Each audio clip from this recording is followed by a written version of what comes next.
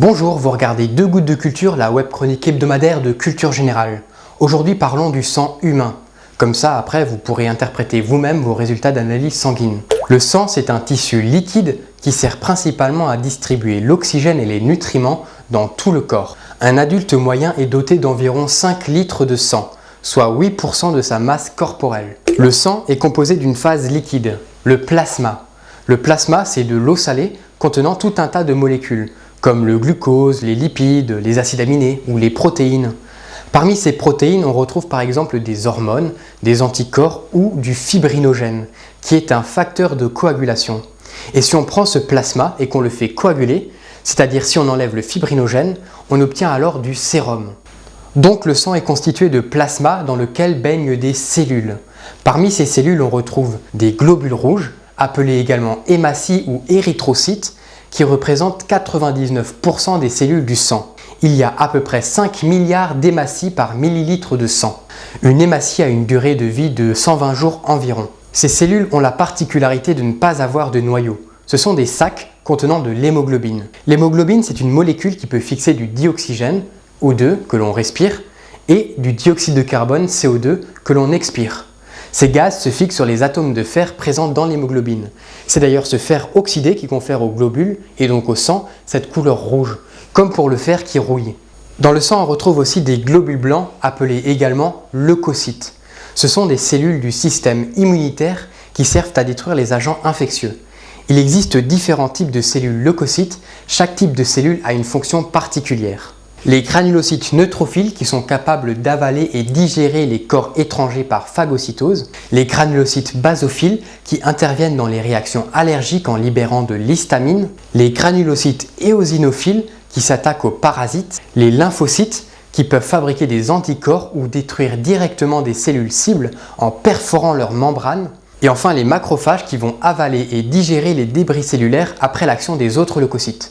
Le macrophage a un rôle de nettoyeur. Mais dans le sang, il y a également des plaquettes, qu'on appelle aussi thrombocytes, qui sont responsables de la formation du clou plaquettaire, qui débute le processus d'hémostase, c'est-à-dire l'arrêt des saignements, aboutissant à la coagulation du sang. Toutes les cellules que nous venons de voir sont produites dans la moelle osseuse et sont issues de la différenciation d'un seul type de cellules souches nommées cellules totipotentes. Nous venons de voir les principaux éléments figurés du sang. Regardons maintenant les paramètres les plus souvent recherchés lors des analyses sanguines. La numération des hématies, c'est-à-dire le nombre de globules rouges pour un certain volume de sang. La formule leucocytaire, qui compte le nombre de globules blancs que nous avons vus pour un certain volume de sang. La numération des thrombocytes, donc le nombre de plaquettes pour un certain volume de sang. L'hématocrit. Alors l'hématocrit, c'est le rapport entre le volume des cellules sanguines sur le volume de sang total. L'examen qui permet d'obtenir ce rapport consiste à faire sédimenter les cellules du sang. On obtient alors deux phases, le plasma et le culot globulaire. On divise la hauteur du culot globulaire par la hauteur totale du sang et on multiplie par 100 pour avoir un pourcentage. En moyenne, l'hématocrit est de 40 à 50%, c'est assez variable. Il sera plus élevé chez les hommes que chez les femmes. Chez les sportifs, un hématocrit élevé peut être le signe d'une prise de produits dopants. La vitesse de sédimentation, ou VS, c'est le temps nécessaire aux cellules du sang pour sédimenter, c'est-à-dire pour tomber au fond d'un tube lorsque le sang est anticoagulé. On la calcule en mesurant la hauteur du culot globulaire après 1 heure, puis après 2 heures de sédimentation. Lorsque la VS est élevée, c'est souvent le signe d'une inflammation. Le dosage des triglycérides. Les triglycérides, ce sont des lipides contenus dans le plasma. Ce sont des molécules de glycérol sur lesquelles sont fixés 3 acides gras. Ils sont une réserve d'énergie importante. Ces triglycérides augmentent lorsque nous mangeons des aliments gras. Dès lors que l'on dépasse 5 g de triglycérides par litre de sang, il apparaît notamment un risque de maladie cardiovasculaire. Le dosage du cholestérol total. Les cholestérols sont aussi des lipides contenus dans le plasma. Il est principalement fabriqué par l'organisme dans le foie, mais il est aussi en partie d'origine alimentaire. Le cholestérol entre dans la composition des membranes des cellules du corps humain. Il est aussi un précurseur de certaines hormones et de certaines vitamines. Plus le taux de cholestérol libre dans le sang est élevé, plus il y a de risques de développer des maladies cardiovasculaires. En France, on fixe la valeur limite à 2 g de cholestérol par litre de sang. Le cholestérol étant un lipide, il n'est pas soluble dans le sang. Il est donc fixé à des transporteurs. Il s'agit principalement du LDL et du HDL. Le LDL, Low Density Lipoprotein, c'est le mauvais cholestérol qui accroît le risque d'artériosclérose. Le HDL, High Density Lipoprotein, c'est le bon cholestérol qui permet le transport du cholestérol des artères vers le foie où il est dégradé. La glycémie, c'est la concentration de glucose dans le plasma sanguin. En moyenne, ce taux est compris entre 1 et 2 grammes de glucose par litre de sang.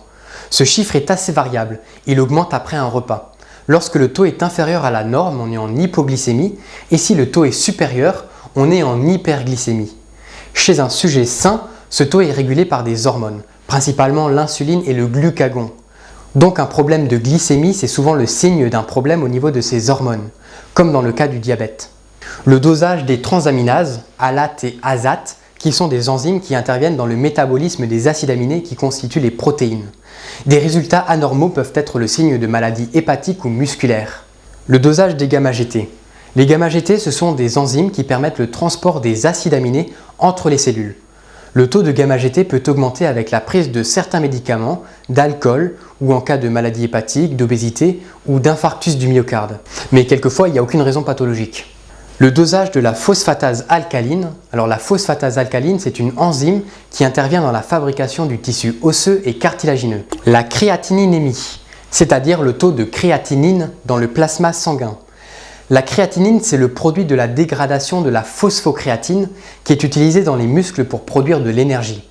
La créatinine est ensuite éliminée dans les urines par les reins. Un taux anormalement élevé de créatinine dans le plasma sanguin peut donc être le signe d'un problème rénal. Si le taux est anormalement bas, c'est le signe d'une diminution de la masse musculaire. Et voyons aussi l'uricémie, c'est-à-dire le taux d'acide urique dans le plasma sanguin. L'acide urique, c'est le produit de la dégradation des protéines. Il est éliminé dans les urines par les reins. Son taux augmente lorsque l'on mange des aliments riches en protéines, comme la viande. Un taux élevé d'acide urique dans le plasma peut être le signe d'un problème rénal. L'acide urique en forte concentration a tendance à se cristalliser. S'il se cristallise dans l'urine, il peut se produire des calculs rénaux, et s'il se cristallise dans les articulations, il y a apparition d'une pathologie qui s'appelle la goutte. On peut aussi observer une augmentation de l'uricémie lorsque les protéines normales de l'organisme sont dégradées, comme c'est le cas lors de la fonte musculaire due à un jeûne ou à une pathologie grave. Le mot du jour, c'est thésauriser. Thésauriser signifie économiser, épargner, amasser de l'argent sans le dépenser. Et à lundi prochain.